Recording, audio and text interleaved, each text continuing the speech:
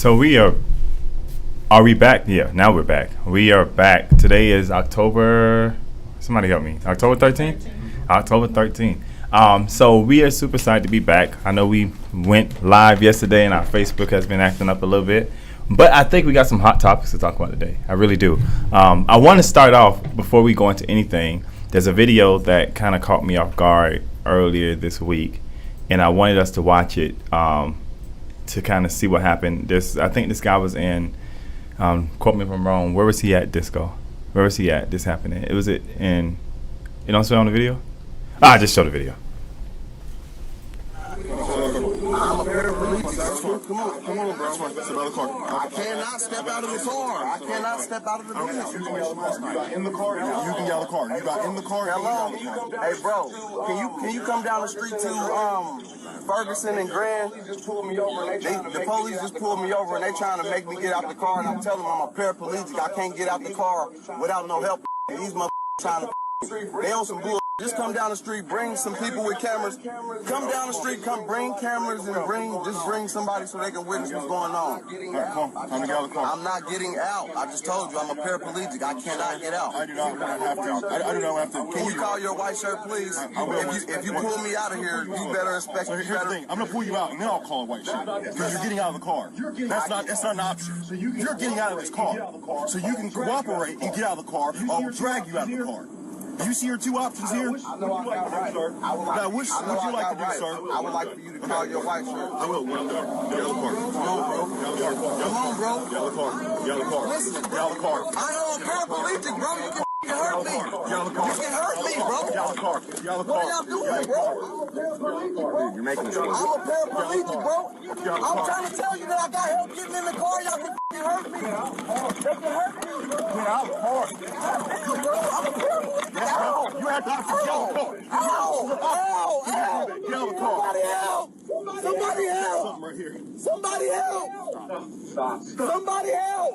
Stop. Someone help! So are y'all recording this? Somebody help! I'm a paraplegic. They are doing the horrible things to me. Somebody please help me. Stop! You are hurting me. What are you talking about? I'm a paraplegic. Stop! I'm a paraplegic. Stop! I'm a paraplegic. Stop! Make this worse than it needs to be. I'm a paraplegic. I gave y'all everything. That's fine. I gave y'all everything y'all asked for. Cooperate. Can y'all call the white shirt?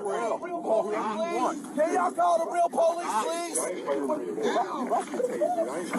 Ow!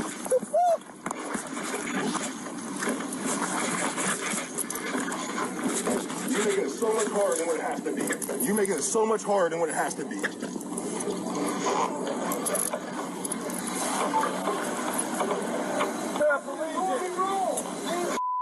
Doing me wrong, man.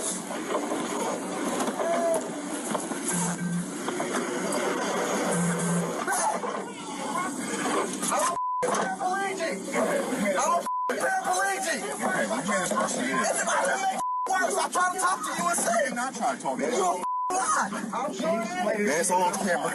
I'm sure explained it to you several times. You're getting out. Ow! I told you, it's not an option. It's not an option. I told you, it's not an option. It's not an option. Ma'am, he made his decision. Ma'am, he made his decision.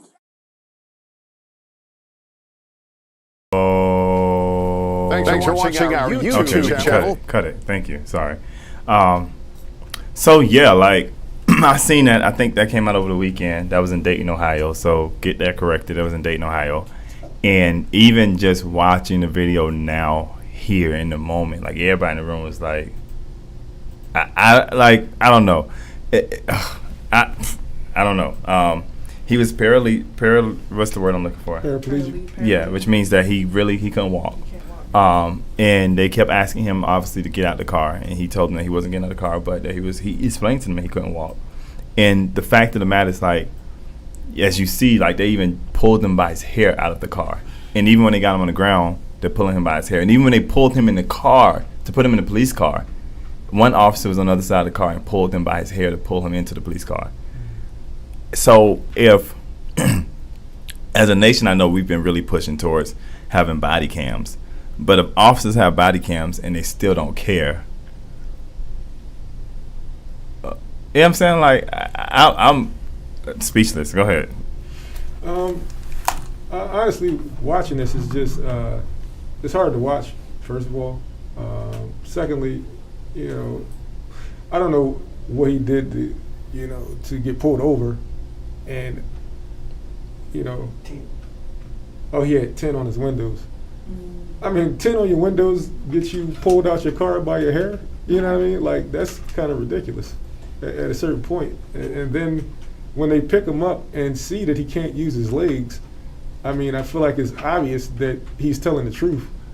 I mean, a tent you would think would just give you a ticket and, keep it moving. And he had a baby in the car. And there's a baby in the Baby car? in the back seat. He got pulled over for the tent, and they said the baby wasn't buckled up in the car seat. So all this happened in front of his baby too. But just for the record, like, we don't have all the details of it, right? So let's not. I don't want to push out anything that we have not. We haven't been able to fully verify, right? Okay. And NBC they put in their clip that they can't verify what happened prior to and what happened at the end of it, right? And I know that they're doing an investigation, but the reality is that, regardless of how you feel about a person being pulled over, if a person, I don't care whether they even was in a stolen car, that's still not the way we deal with a human being, if that makes sense, right? There's ways where we can be enforceful of the law without going overboard. And just because you have a badge doesn't give you a right to play prosecutor, police, and judge on the side of the street. Right? Hope. I mean, in the defense of law enforcement, I know. Sean, Hope, sorry. Oh, I'm sorry. Go ahead. They basically say, when they go to work, they just want to come home. Right. So if you're in a situation where you can't really tell if someone is telling the truth or not, I can kind of understand you being apprehensive. But once he's dragged out the car and you see that his legs don't weigh more than his arms, excuse me, you kind of know that he's at least somewhat telling the truth. I feel like if he had some type of identification, it probably has some type of disability on his license. Maybe you could start there or run his information to verify, whether he was, telling the truth or not. What do you have to say, Hope, about it?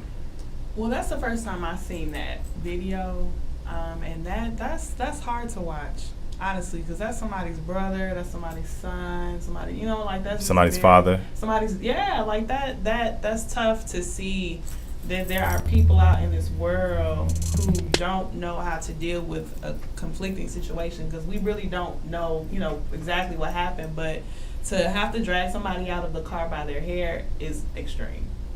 Very extreme, especially when he's not posing a threat based off of the video. You know what I mean? So, like, how do officers, they really do need to figure out a way to, if you're in a situation like that, what do you do to de-escalate?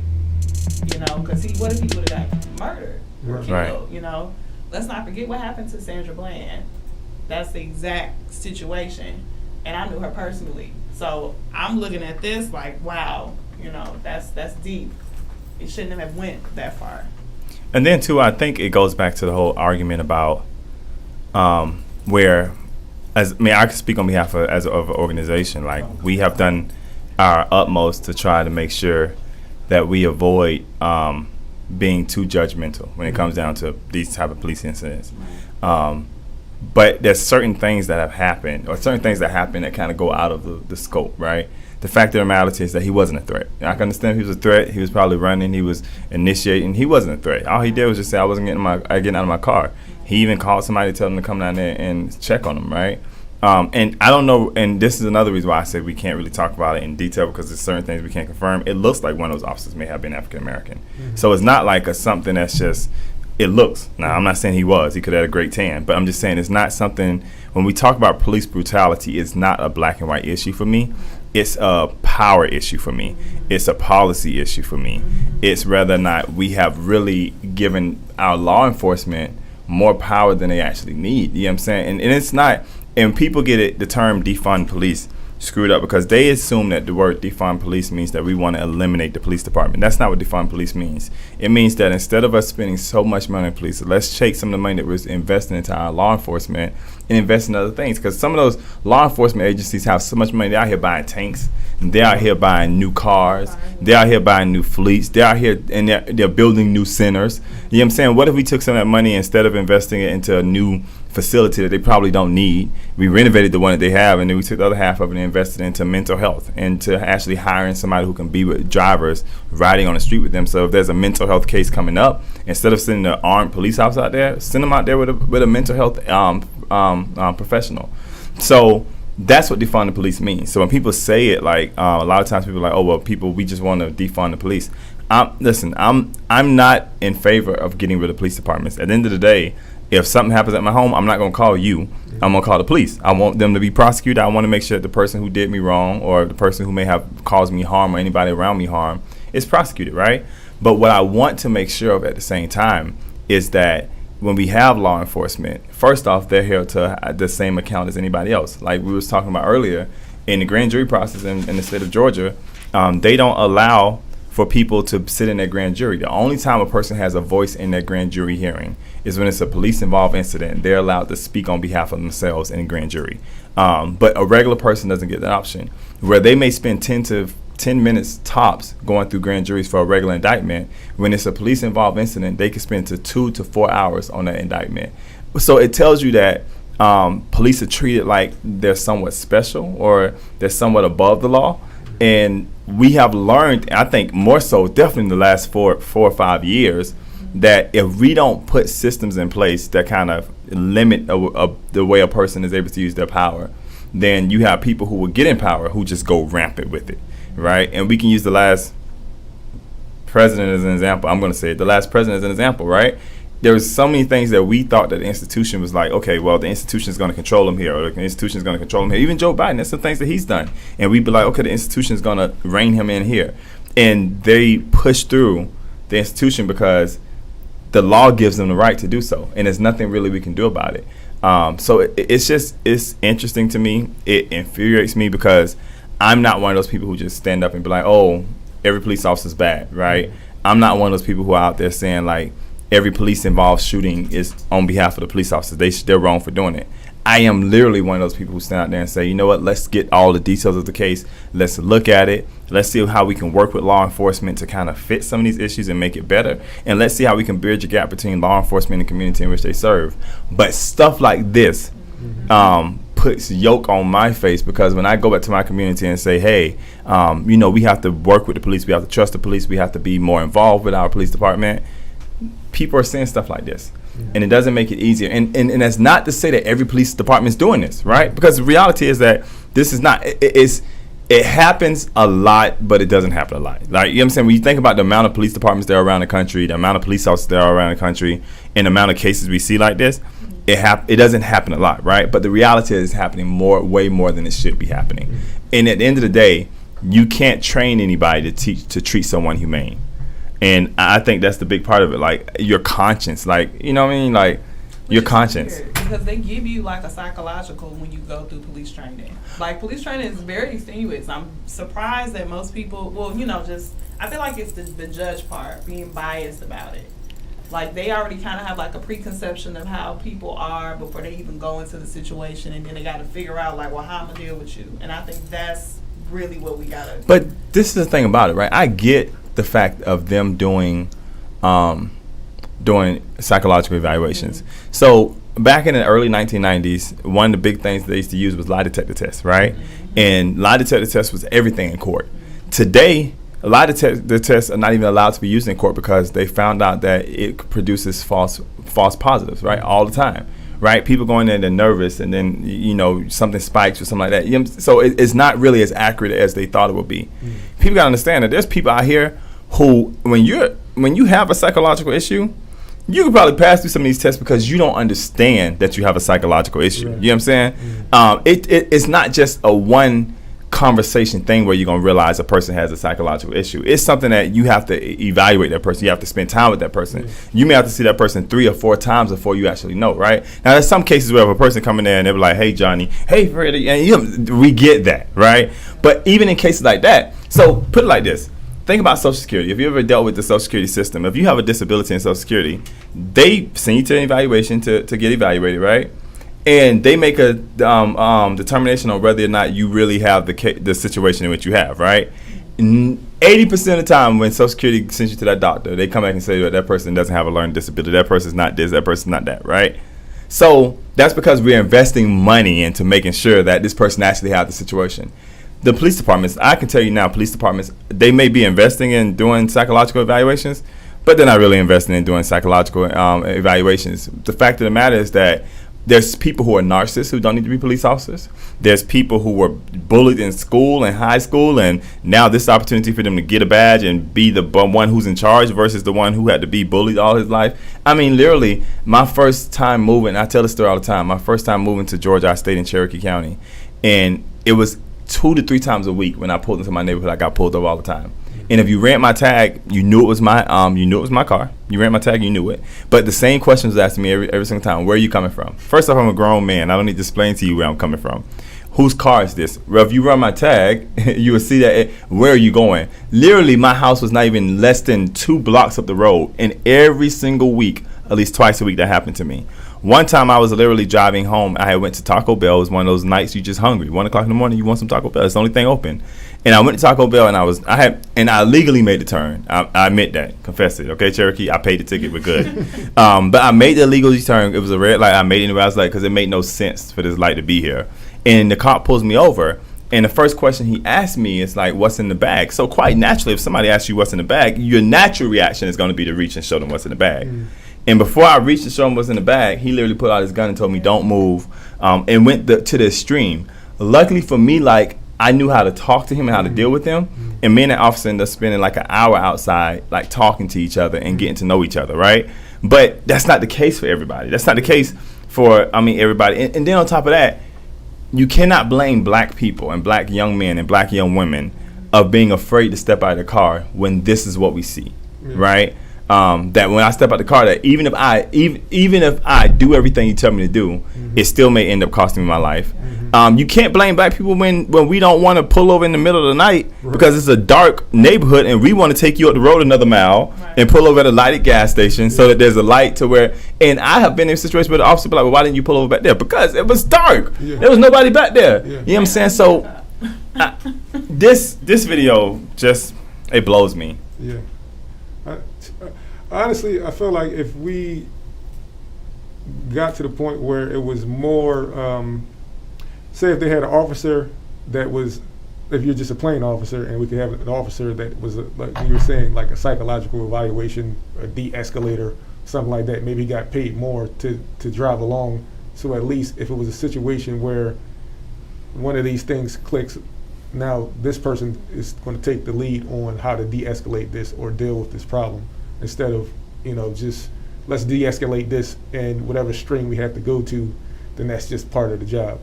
Or also dealing with them when they don't feel like it's an issue where they're going to be in trouble, whatever happens, then obviously if you don't feel like there's going to be any legal problems for you, then you're going to just do whatever.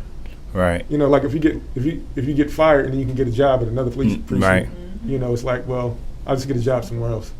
So that's the reason why I'm all for we have to pass police reform. We need to pass the George Floyd bill. We need to reform the system. Real quick, because I know we have a short time here before 2 o'clock. There was another event that we had a chance to attend today. I think we have some pictures from it down in Gwinnett County. We were invited by Solicitor Brian Whiteside, where he hosted the event today, literally talking to the community and talked to different races from the community, different people from the community. There was an Asian community was represented the other day. The Hispanic community was represented the other day. The Black community was represented the other day. As well as Black Push had a chance to be one of the speaking organizations. So that was really cool. Hope, you went. How did you feel about it? Yes, the event was awesome. I enjoyed myself tremendously. I preferably really like the councilwoman. I can't remember her name at the moment, but I liked her a lot. She was very empowering. Yo Me or something like that. I think so. I know her last name is Hampton. I do remember that much, but yeah, everybody that came out was really awesome. I did not realize how much work needs to be done. Like it's a lot. Even with like sex trafficking and all the Domestic violence. Yeah, like those numbers are just getting worse and worse and worse. I know, I've heard things before just based off of like because of COVID and everybody being stuck in the house, but I just did not know that it was that bad to have so many deaths just in a week. I think, that one of the things that shocked me was that he said they had 7 domestic violence cases in this alone in Gwinnett, and all of those cases was African American women. Mm-hmm. So that's something that we're going to probably talk about later on down the road, but it was very nice of him to invite us there, so we really do appreciate that. But we want to just continue to remind people that, hey, at the end of the day, we have an obligation to each other. We really do. We really do have an obligation to each other. And for those who watched the video of this guy, and even as of today, they still haven't figured out if they're even going to pursue charges against him because there's no charge to really charge him with. But for those who watch video of a human being being treated like that and think that it's okay, you need to do some soul searching. And that's all I'm going to say. Like, you really need to do some soul searching. But tomorrow we'll be back. We have a very, very special guest. We have Representative Eric Allen, who will be on with us tomorrow, who's actually running for Lieutenant Governor of the state of Georgia. So he'll be on tomorrow with Pastor Lisa Musser will be on as well to ask some questions of Mr. Eric Allen. So tune in tomorrow, you guys, at 1 o'clock, where we will be back with our Push Talk. Kudos to everybody who was on today. Kudos to Hope. Kudos to Sean. And kudos to Ali and Ryan, who are in the room with us today. So until tomorrow at 1 o'clock, everybody stay